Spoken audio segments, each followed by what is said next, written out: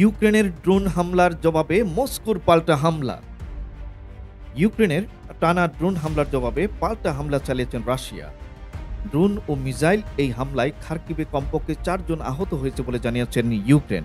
এর আগে টানা 2 রাত ধরে ইউক্রেন মস্কোয় ড্রোন হামলা চালিয়ে যাচ্ছে বলে জানিয়েছেন রাশিয়া।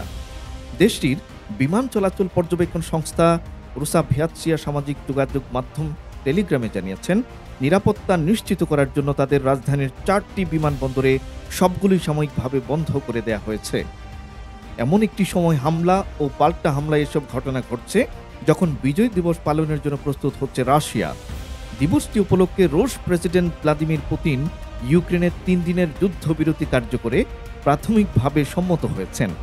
মস্কোর ঘোষণা অনুযায়ী আগামী বৃহস্পতিবার থেকে ইউক্রেনে 3 দিনের সাময়িক যুদ্ধবিরতি কার্যকর হওয়ার কথা রয়েছে।